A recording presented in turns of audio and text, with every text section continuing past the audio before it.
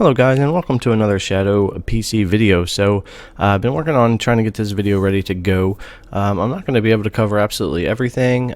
This is going to be kind of a little bit of a longer video as it is, but there's quite a few things that I want to go over, things that I've been messing around with for my 2 weeks with Shadow. Monday, March 30th will actually be 14 full days with the service and being able to use it and test it out.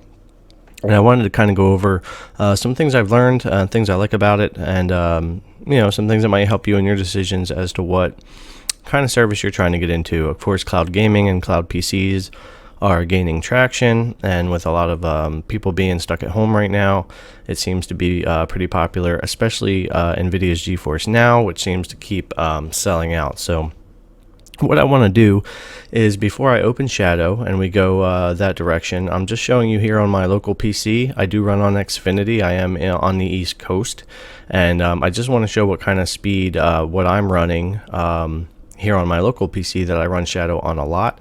I also have a laptop, 2 other PCs that I'm running this on and testing it on with the same internet.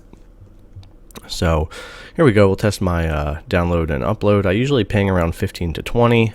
I should get about 350 on my download, and somewhere between 10 and 15 on my upload. I run about 350 and 15 depending. So this is for Xfinity's boost package. And yeah, I rarely will make it to 12 or past on the upload. I really wish Xfinity would do something with their upload speeds. It takes forever to get videos uploaded to YouTube. But anyway, this is very typical for me right here. This is whether I'm wired in or wireless. I'm wired in right now. This is an Ethernet connection to this main PC. But even if I test my wireless in the house, I will get 250 to 350 easily, and the same upload, no difference there, and the same ping. I have very good Wi-Fi in my house. So anyway, with that out of the way, just showing what internet I'm running on for all of my devices here in the house for Shadow. I want to go ahead and get into checking this out for you. So I've already done a couple videos on Shadow when I signed up for it and when I first launched it. But now that I've had some time with it, we can dive a little bit deeper. So one thing I mentioned in my past video is that I was having a lot of trouble with my G-Sync flicker, and I figured that out. So G-Sync on works for everything else on my PC. Not that G-Sync is enabled, but like with GeForce Now or any other service, pretty much anything I run on my PC, except for during like loading screens and stuff on this monitor, I don't get any flickering with my G-Sync. With Shadow, no matter what frames it's running at, no matter what's going on, I get flickering and just horrible weather no matter what I do. So what I had to do was disable G-Sync just for that app, so that I don't have to keep making a bunch of changes to my settings or dealing with that. If you're not familiar how to do that, you want to open your Nvidia control panel, and here I have G-Sync running on my monitor here. You're going to want to go into Manage 3D Settings and go over here to your Program Settings, and you're going to want to select your Shadow company. If it's not here, add it. Okay, and then once you do that, you can come down here to where you have your monitor technology, and if you have it on either one of these where G-Sync's going to work, you're going to have horrible flickering issues. So I have it on a fixed refresh right now, and then the preferred refresh rate, normally I would do highest available, but it doesn't seem to make a big difference. If I leave it application controlled, I seem to get less stuttering when playing games or doing something fast-paced in Shadow. So that's what's going on there. So if that's something that's giving you any issue, you can just disable G-Sync for that app and go from there. It's the only thing giving me that trouble. I don't have to disable it for GeForce Now, PlayStation, any game, anything on my PC. I run just fine, but with Shadow, I have to do that. Now, over here in your question mark, you can see server status. You can see your shutdown of Shadow here. Now, sometimes when you're on this screen, instead of making all the way to Shadow's ready, it'll get stuck on connecting. If that happens to you, instead of just closing this out and trying to reopen it, it probably won't work. It's better if you go in here and click shut down, and then after you click that, you can close it out and give it like a minute and go back in, and for me that seems to always fix the problem. It doesn't happen often, but when it does, that seems to solve that problem for me. You've got some of your shortcuts in here. Definitely recommend getting used to those shortcuts, because when you're in full screen or you're busy doing something, it's much easier than clicking the little menu. So I'll show you that when we get there. And in your settings, I've stuck with the automatic allocated bandwidth of 50 megabits a second. That seems to work just fine. I don't need load bandwidth mode, but that's something you can use if you've got a really slow connection, and it might help you out. You're still going to experience some stutters and lags though. You can have an option to full screen on start if you want. You can have automatic shutdown if you prefer. Also, your USB peripherals, I definitely recommend ticking this box and installing your USB drivers so that you can use all of your USB peripherals pretty well through Shadow. Prefer speed here on your optimized streaming is what it's going to default to. If you're having a lot of trouble with that, you can try prefer reliability if you're getting like audio stutters and things like that, and give that a shot. They've also got low-end configuration optimization here. This is going to fix performance issues on really low-end configurations that might be having trouble. Some different it's going to do some processing differently here if you need to try to use that. And it's best if you don't need low-end configuration and if you don't need low bandwidth mode, but if you do, they're there. And then in experimental settings, they've got high quality audio, and they've got disable display safe mode. So this display safe mode, this will disable the resolution detection and allow you to do a lot more customizing of your frames, your FPS and whatnot. For most users, it's probably not something that they're going to get into. It's not something I've had to mess with yet. I will experiment with that, but it is there. It is an experimental setting. Now, high quality audio I do like. It's not causing me any latency or lag issues. And I do notice that the audio is much better coming through the stream. So that's just a quick look at that. So now that we're ready to go here, let's go ahead and start up Shadow. This will only take a second now that we're already connected. Okay, and there we are. I don't default to full screen. I like to default to windowed mode, because then I can still access some things on my PC till I'm ready to go just on Shadow here. So one thing I want to do, it may not work now, is open up my MSI Afterburner. I finally got this to work with Shadow. There it is, to show me what the app is doing when I'm playing a game or when it's sitting idle. So if you're on 144 hertz monitor on your local PC, you're pretty much running 144. When you move your mouse around, when you do anything, you're just going to see that fluidity and that smoothness, and your G-Sync is going to work fine. So this is why on the desktop G-Sync is going insane, because anytime you're under, I think it's like 58 FPS or something like that, G-Sync tends to kick in and out. If you're not using a G-Sync monitor, if you're using like a FreeSync monitor that I'm using here, which does work great with G-Sync, but it's not going to do the full array of FPS G-Sync. So these frame times here and the FPS, this is an issue. This is why something like G-Sync is having so much trouble. I can show you here. They'll show you your frame rate. So 144 is what my monitor is rated for, and it will run up to that. And this is our bandwidth, what it's needing to use at the moment. I'm allowing it to go up to 50. This is our latency, which is pretty darn good for me here. I tend to stay between the 15 and 20. I really notice when I go past 20 that I'm having some issues, but for the most part it stays really good. And as far as connection drops, I've not hardly really experienced any of that here. So you don't have as many options once you're into Shadow, because it's already running, but you do still have the availability to change your bandwidth and change to low bandwidth mode. And when you go into your display, this is automatically defaulted onto my 144 hertz 1440p monitor, and this works great for me. But you can also change your resolution and FPS that the Shadow app is streaming to on your PC. But what is cool is this app does run a lot of variable FPS. So like if I'll show when we go into a game or we open a website or do something, the app it will change. You do get a nice the FPS does show up pretty nicely here for you locally. So even without G-Sync working, it's pretty smooth. It's pretty nice.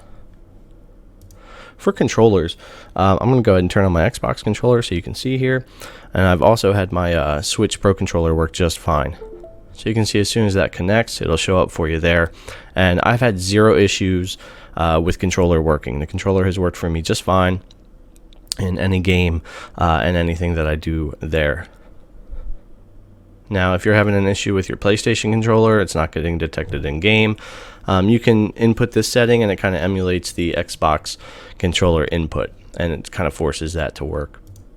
A microphone, you can use this option, but if you're using a separate USB mic, you don't need to tick this box. You don't need to enable it. You can go right into your USB peripherals and you can enable them here. Now, I don't have enough upload speed to run my camera to Shadow. I've tried it. It doesn't work. They really recommend that you have 35 up or higher to do that. And as you could see on my speed test, I maxed out at about 11 or 12. So that does not work. But my Bluetooth mic, my Yeti mic, if I want to use that on Streamlabs, it works fantastic. It works great. There is almost like no perceivable latency in the audio, and it works fantastic. So USB definitely does work well through here. Just depends on your internet speed and what you're trying to run. So with that in mind, we're going to go ahead and go full screen on Shadow here. So this little icon up here will come and go as it needs to. You can also hit Windows Alt O to bring up that menu. Anytime you click this or you click Windows Alt O, you're going to get this here. Of course, if you click Home, you go back to the launcher where you can shut down and go back to your local PC, and you can always restart your streaming if you're having an issue, but you don't want to restart your Shadow. So pretty much on the desktop, you hover around 36 FPS, no worries there. And then we're going to go ahead and bring up speed test on here, just like I did on my local PC. And I'll show you, this is one of the big positives for Shadow. The internet that you get to run through is really good. You're getting 1 gig internet, and it works great. Let's see. I tend to get around 900 on the down and about 100 on the up. So let's see what we get here while we're filming this. Now you can see the frames per second jump to 144 because I'm running an app. So this is actually what the Shadow app is running to my local PC. We're actually measuring the app. So yeah, we got 979 on the download, 105, almost 106 on the upload, and this is very consistent with 1 millisecond ping. I've never seen anything higher than 1, and this is very consistent for Shadow. So doing things online on Shadow is fantastic. If you film a video on Shadow and upload it, it's super fast. Gaming works really well. So no complaints about the internet. For 2 weeks of using this, I've not had any disconnections. I haven't had the speed slow down. I think one time it was around 800, but for the most part, this stays very consistent and works very well. So you'll see as soon as I close this app out, we're going to drop back our FPS back down automatically there. So I won't leave this up the whole time, but I just want you to get the idea that you're not just running at a static FPS necessarily on this app, which is fantastic. Depending on what you're doing, it's actually pumping those frames per second to your high refresh rate monitor. And even though you might get a little tear here or there, or you know, it might not be as smooth as G-Sync locally, of course, and things like that, it does work pretty darn well. Especially playing something like Call of Duty.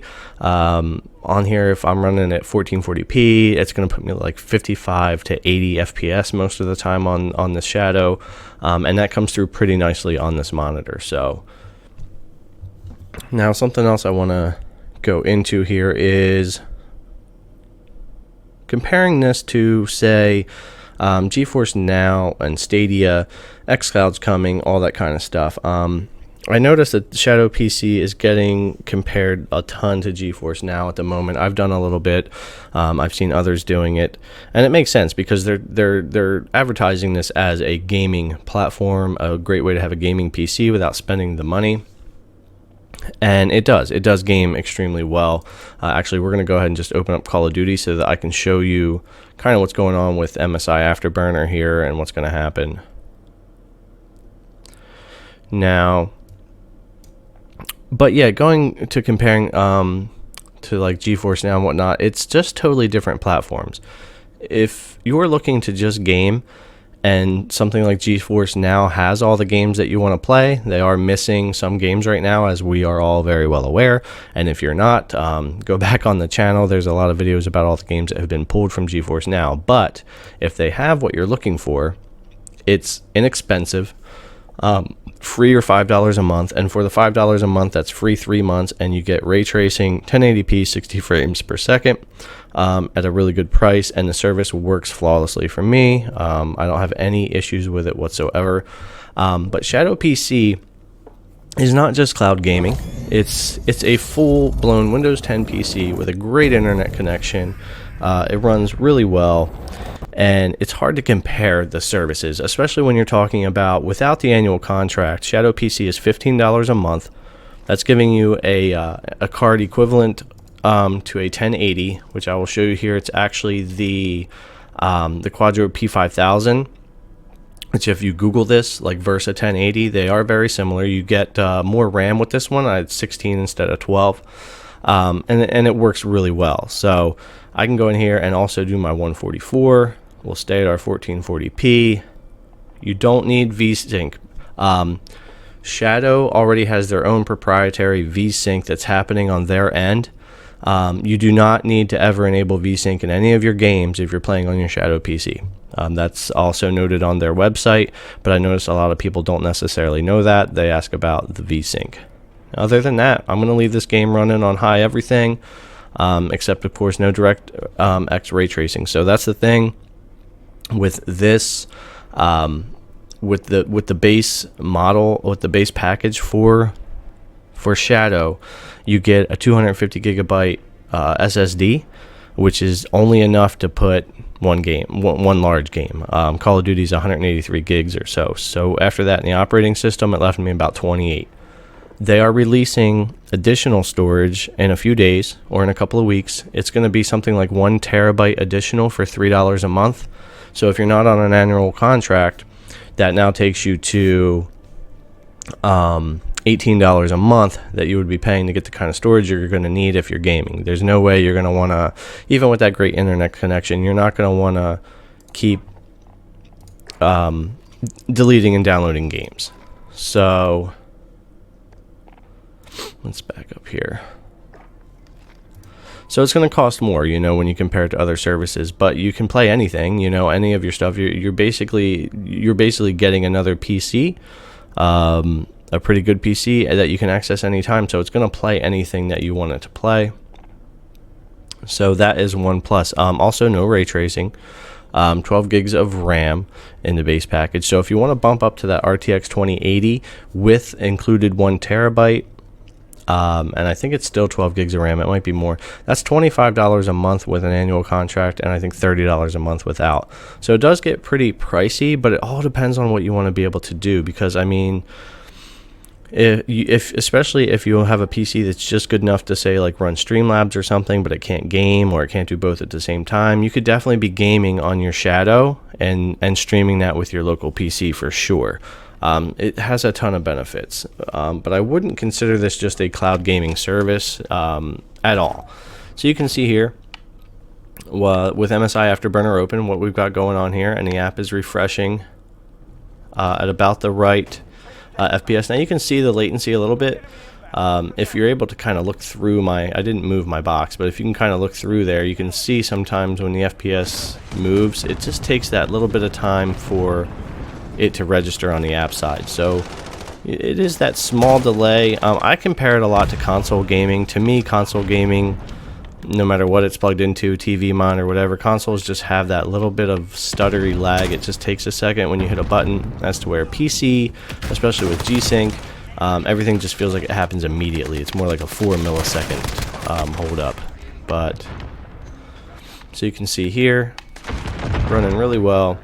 No problems. FPS is doing what it's supposed to, and I was really happy to get MSI Afterburner to work with this so that I could really show, you're not just running the game at higher FPS on Shadow side and then seeing it at 30 or 60 on your side. If you have a high refresh rate monitor, you're going to get the benefits of the high refresh rate, not only playing the game, but on your end also. So I thought that was really cool. So if you wind up getting something like a Shadow Ghost to hook up, maybe you didn't have a local PC at all, and you still have a benefit to getting a nice 144 hertz or 240 hertz refresh monitor, because Shadow PC is going to give you that on both ends. You're going to get to enjoy the higher refresh rate, and I thought that was pretty cool. You know, with Geforce now, you are going to be stuck with the 60, but it does run really, really good. Last video I was just showing Control, and in one of my first videos for Geforce Now, I did show Call of Duty Modern Warfare before it was removed. So, but yeah, resolution-wise and you know, lag, latency, it feels pretty good. I don't have any real complaints. To me, it's a lot like playing on a console. It's not gonna. It's never. Anytime you're cloud anything, cloud PC, cloud gaming, whatever, it's not going to be the same as local PC. Never think that it is. We're really far away from that, if ever. You're gonna feel that little bit of latency. They say you can't really feel it, but I can. It's definitely there. It's nothing like playing locally with G-Sync and everything, super snappy. It's just not, and it's not gonna be. But it feels great. Most of the time, I would say it probably even feels better than when I played Call of Duty on my Xbox One X. It's I've said it before, and I feel like Geforce Now and Shadow PC are kind of like in between a console and a high-end PC with G-Sync and all of that. Not as bad as a console. You're getting the full graphics, and when it's running well, you're getting pretty snappy controls. But then, of course, you've got, if you're running like a $1,000, $1,500 local PC that I'm running Shadow on now, you know, you're gonna just game a lot better on that, of course. But I don't do too bad with this. I've been playing a lot of rounds of Call of Duty. I've played some Destiny. I've played the new Bleeding Edge that's out right now on here and on my local PC, and it's pretty good. It's not any major complaints for what it is. The only thing I don't like about Shadow right now is the pricing of the $15 a month with no commitment, only being 250 gig hard drive and not including any ray tracing. I know that'll change in the future. They do upgrades. That's one nice thing about Shadow is, you know, when it's deemed necessary, they're going to upgrade the hardware, and that's not going to cost you anything. So that's pretty cool. So hopefully, as ray tracing becomes more mainstream, especially with the consoles getting ray tracing, they'll do an upgrade. I cannot imagine the next Xbox and PlayStation coming out this fall having ray tracing capabilities and the power that they're going to have, and then Shadow PC not keeping up. And at least having ray tracing by then in their base model, because then at that point consoles really are going to be looking better and cheaper than PCs. So in order to compete and stay relevant, I believe by November, December this year, even the base model is going to have to include something with ray tracing, even if they only go up to like an RTX 2060 or 2060 Super.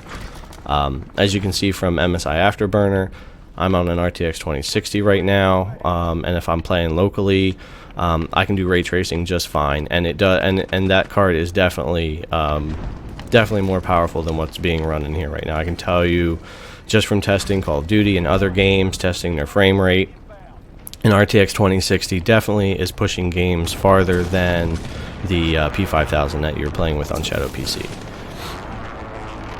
Alright, so I just wanted to run around here and just show a little bit. We're not really getting too deep into just the gaming side. I wanted to talk about a lot of different aspects of Shadow. Gaming's obviously a big part of it. No complaints there when it comes to the gaming. There's a lot to take in when you're talking about Shadow PC, between the cost, what you're going to be using it for, and all that kind of stuff. So let's back out of here and just wanted to show that to you. So another interesting thing, let me see if I can, now in order to get MSI Afterburner to come down, I'm going to have to go and minimize, because my PC, your PC won't, there we go, won't take commands while you're in Shadow because they're all going to Shadow. So I can get rid of that for now. You get the idea. And something interesting, cloud gaming through cloud gaming. So I have Geforce Now installed on my Shadow PC. Why would you want to do this? Well, the internet connection on Shadow is fantastic, as you saw. Yes, you're adding to the latency, you're adding to the time you're kind of going through a server to a server. So there might be some problems with some games, especially first-person shooters. But the reason you might want to do this is maybe you don't have another device to play Geforce Now on. It is cheap. Maybe you do want to do ray tracing, but Shadow might be your main PC. Also with the space limitations, maybe you don't want to pay extra for storage when it comes out or so on. You don't have to worry about storage when it comes to Geforce Now ever. It's not an issue. So you might want to play something like Assassin's Creed Odyssey, Control, whatever, and not take up the space on Shadow, and also play it with ray tracing. So does it work? Yeah, it works great. As a matter of fact, I didn't notice any difference in latency, lag, whatever, playing Control through Shadow PC to my local PC, or playing it just from my local PC. It seemed to work great. So let's hope that with me bringing this up to test it on video, that it still works really well. So I'm going to give this a minute to boot up. This is typical for our experience with Geforce Now. So this is Geforce Now running inside of Shadow PC, all from my local PC, or being streamed to my local PC rather. So we'll check this out real quick. We won't spend too much time here. I just thought it was interesting to show. Of course, there's not a whole lot of need for this, but trust me, with the space limitations and the pricing for DirectX ray tracing and stuff like that, this is actually something that could be interesting to some people.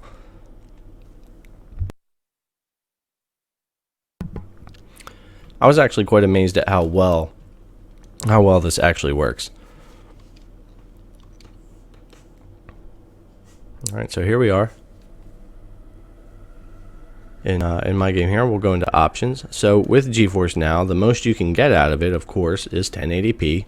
You can't do DLSS, even though it's a ray tracing card, because it's not actually an RTX card, so kind of a caveat there. But these are pretty much the settings that they default you to.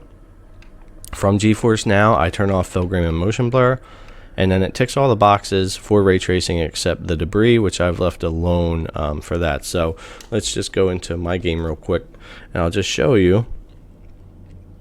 Now, it's kind of hard to show you on a video here, but I will let you know while I'm controlling the game, while I'm looking at it, how it feels. And if it's like it was when I was testing it, it's going to be good.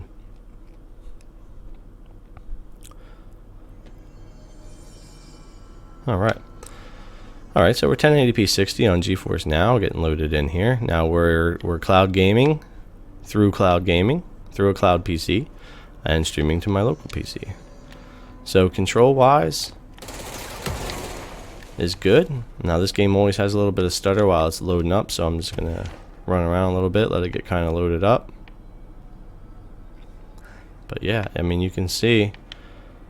And when I hit the controls, it is not really a foreseeable, you can't really feel the latency. It feels like I'm playing it just through Shadow and not another service. So, I mean, that kind of bodes well for both services, right? I mean, the fact that I'm able to play Geforce Now on my Shadow PC, streaming it to my local PC, and not really notice a difference in how the game feels, that says a lot for what Shadow's doing and for what Nvidia's Geforce Now is doing. Both services have to be working very, very well to be able to pull this off. And I just thought it was really cool. Is it something that a lot of people are going to need? No, of course not. But it does have its uses, and I'm sure it will for other things. If Shadow PC becomes your main PC, of course you might have other services like Stadia or Geforce Now or something. Because Shadow is not just a cloud gaming platform; it is a full-blown PC. And there's going to be a lot of people that don't own another PC. They might use some other device. They might use a Shadow Ghost for $99, and let Shadow be their main PC. And if that's the case, you're liable to experiment with other cloud gaming services on that PC, just like you would with your local PC. So I just thought it was interesting to bring this up. I just wanted to show that it does work. And honestly, I've played some Control and some Destiny this way using Geforce Now through Shadow PC, and I've had zero complaints about it. It works really, really well. So, all right, cool. So we can get out of here. But yes, definitely works. You can definitely do it. If Shadow's your main PC, you can still treat it just like a local PC, at least when it comes to Geforce Now and streaming games. So, if we're out of here, and there you go. And just so you can see what my settings are right now, I have them just left unbalanced on Shadow PC. On my local PC, I've done a custom setup, but on Shadow, I just left it as balanced, and everything seems to work really good there. So, all right, let me check my list here. I think I've hit about everything I wanted to. We talked about MSI Afterburner, G-Sync. We've gone through some of the settings. We've compared it to some Geforce Now. It's definitely its own thing. This is not a cloud gaming service. This is a cloud PC service that works extremely well for gaming and anything else that you want to do. Storage space, of course, is limited, but the internet connection is fantastic. And just to show you here, we'll go into our PC. So this is with Call of Duty and the operating system installed. So you just don't get very much space. I think I was able to fit Bleeding Edge and Streamlabs is also on there. As a matter of fact, let me open up Streamlabs for you real quick. So if you wanted to use this PC to stream and play, if it was all you had, you could do it. But like I was saying in the beginning, if you don't have a 35 megabit or higher upload speed, you basically want gigabyte internet in order to push those USB 3.0 devices fast enough to Shadow to work in Streamlabs. So like I said, my Yeti mic will work in here just fine. I can't show you that because it'll disconnect from my local PC and mess up the video, but the Yeti microphone works fantastic to the Shadow PC, but you can't get video. There is a trick listed on the Shadow website that you could create 2 Skype accounts, and you could actually Skype call yourself and set up your video source, your camera source as Skype. And you could get that to work with a lot less issue and latency. I've not set up to try that yet because I don't really need to be able to do that. For me, it would make more sense to game from Shadow and stream from my local PC with Streamlabs, and that would take the load off one or the other.